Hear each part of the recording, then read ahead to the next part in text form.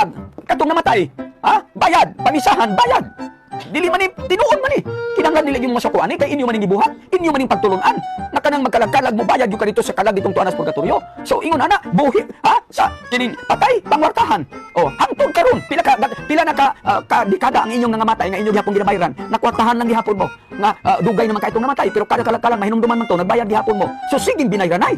Perting pangwartahay. Nya karon kami akusar ninyo nga kami ang mangwartahay. Dili uy, dili. Tanawa daw inyong gibuhat ug kami ba ng warta o kamo ba? Ang patay hangtod karon tag pila na kadekada nagbayad lang gihapon mo. Oh, labi nag imo tong asawa, pinangga nimo. Imo gitong hinumduman. So kada kalag-kalag bayad ka 150. Oh, murag ingon ako sa una 50 na pero matud atong usa ka mananabtan o dili na pastor 150 na kani mahal na.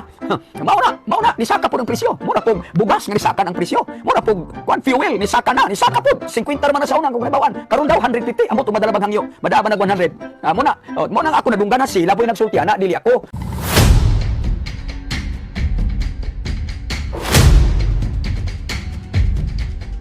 Kung hisgutan nagpagpangwarta toy kana refer lang na nga term sa mga tao nga mangulikta og kwarta nga nagagamit og otoridad, nagagamit og pangalan sa authority, unya wala sa gitagang otoridad nga mangulikta.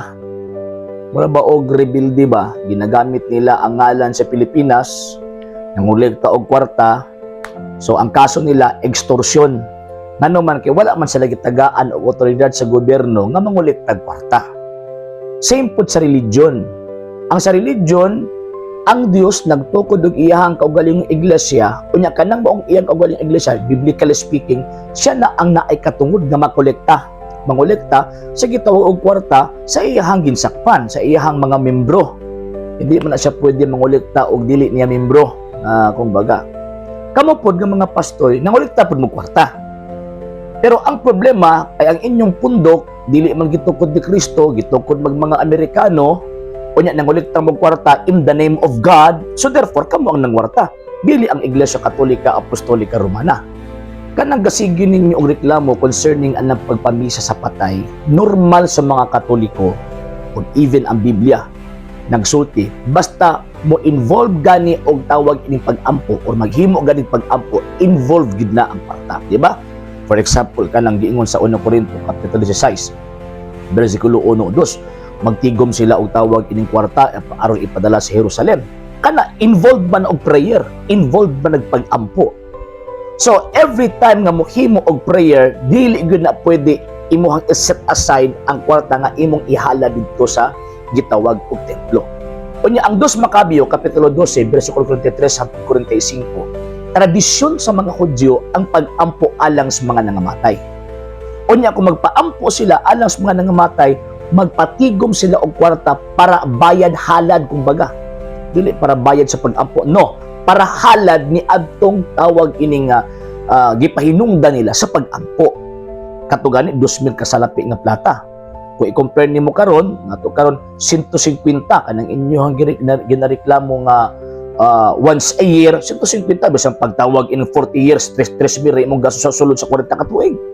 So dili na mo na kasakit nga naman tungod sa hinungdan nga kanang among gi-offer kabalumi nga ang mudawat ni ana na ay authority sa pagkolektag kwarta in the name of God. Kay dili man na pwede manggod nga ang serbisyo dili nimo tagaan og kining wag si stipend kung baga ba. Dili pwede nga naay serbisyo di nimo bugtian og amount ang maong pagserbisyo niya kana nagserbisyo na ni otoridad. Ano man kay mo man ang iglesia gitukod sa tuang Ginoong Kristo. Unya kanang 150 per year, kagamay in taon na kagamay in taon na compare sa tawag ini mamalitag mga butang sa atong mga luho sa tibok dito. Kagamay raan mga 150. Gamay na kay na 150. And at the same time mga sir, mga ma'am, kanang maong halad kabaluta og asa na padung. Dili na padulong sa bulsa sa pari. Nanuman kay ang pari dili man sila mao ang tag-iya sa iglesyang gitukod ni Kristo.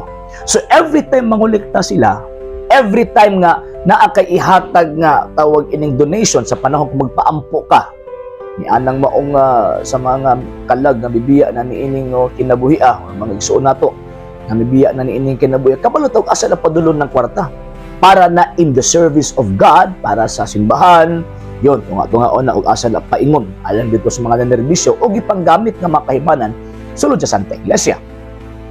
Kung i-compare po nimo sa pastoy, pag dito ka muhatag sa pastoy, kabawat asa na padung. Dito gina sa bulsa ni pastoy. Nga naman kay mo man ibuhit niya sa iyang pamilya. Mo man ihatag niya or mo man iyang ipalit o ihatag niya mga luho sa iyang pamilya, iyang asawa, iyang gitawag og anak. Muna kami mga Katoliko, di mi masakit nga muhatag og tawag ining kwarta. Nga naman tungod sa hinungdan nga kabalumi og asa paingon. Ang kanang inyo may problema. Kung maingon mo nga pagpangwarta, amo may nangwarta, ano man kay nangulikta mo mo may otoridad. Nangulikta man mo nga para sa inyong kaugalingong consumption. Nangulikta man mo para sa inyong kaugalingon ba nga kanang luho ba, kumbaga. Kung i-compare mo sa Iglesia Katolika, dili para sa simbahan. Kung na may madawat ang pari ana sa panahon nga magbisa siya, stipend. Sa panahon magbisa siya, stipend, di niya makuha ang tanan nga gihala dito. Nga naman kay ipabili na sa gitawag og simbahan. Karon, balik ta sa gitawag og balaang kasulatan. Tradisyon na sa balaang kasulatan nga pag mag-offer og prayer, mag-offer og pag-ampo alang sa mga nangamatay, naagyoy gitawag og ihalad na kwarta. Pero ang problema din manggod, hindi manggod mo ampo para sa inyong mga kalag sa mga nangamatay na. Nga naman tungod kay di naman kahatag ninyo, di naman kahatag og amount sa mga pastoy, man din niya po. Sa mo iampo na muna nga naman kay buhi man o patay, kabahin na sa lawas ni Kristo nga mao ang simbahan. And at the same time mga sir, mga ma'am, ang pag-ampo sa mga nangamatay biblical. Dili na imbento sa pari, dili na imbento sa papa, dili na imbento ni bisan kinsang Katoliko, kundi ang pag-ampo alang sa mga nangamatay nagsukad pagyud sa balaang kasulatan. So nihimo mi ana tungod kay nasulat sa balaang kasulatan, nihimo mi ana tungod kay tudlo sa iglesyang kitukod ni Ginoong Jesucristo. Ug dugang pa, dili tinuod nga kung dili ka muhatag og kwarta, dili na iampo or mamisahan ang patay. Di na tinuod. Nga naman, yung simbahang Katolika man ay halad man na sa kwarta o dili. Ang mga Katoliko mo ampo gina ilabi nagsantos kay misa, naagyo na intention para sa mga kalag na nibiya na niining kinabuhi. Sa amo ang tawag ini mga debosyon. Pag magdebosyon ni sa mga kalag sa purgatorio, naami tawag ining pag-ampo nga wala o nag-involve or wala mi naghatag og kwarta ni bisan kinsa. So mali nang maingon sila nga o maingon mo nga dili makaampo kung wala gitawag og bayad. Actually dili magud na bayad, mo na gitawag og stipend or donation nimo ba kumbaga. Para sa mga tao naglihok, para sa pari nga nagmisa, para sa mga butang nga gigamit sa panahon nga nagmisa siya. So kana diha na padulong Dili man na bayad. Ngano man kung bayad, dili sarang 150. Bayaran nimo ng tawad ang misa, di na kabayaran ang misa. So muna atong timan-an mga sir, mga ma'am, sa tanang mga Katoliko, ang misa dili gyud na mabayran. Nga naman kay gi-offer din na sa altar ang lawas ug dugo ni Kristo nga tinuod nga Dios ug tinuod nga tao alang sa kalag ni anang maong namatay. So di na kabayaran kana ang atong gihimo nihatag tag amount nga ato ang makaya o nihatag tag amount para sa tawag ining pagpaampo nato or pagpamisa nato ni hatag tag amount, dili tungod kay ato ang gibayaran ng kantidad ni anang moong misa. No, dili at tinuod. Kung dili ni hatag ta isip kita pod mag-offer pod og sacrifice financially para ihatod nato sa Ginoong Dios nga matinud-anon ang ato ang pagpaampo or matinud-anon ang atong intention to pray for the dead. Same sa nahitabo sa balaang kasulatan. Muna nga si pastor magbagulbol mo gani permanente kay syempre nagnihit gud ang iyang membro, di ba? Nagnihit ang iyang membro, walay tawag anang ingon anak dili ngon anak kadagko ang kita. So nagunahuna siya kanang ilang unahuna nga ang estado sa pari ug estado nila pareho ra, dili mao.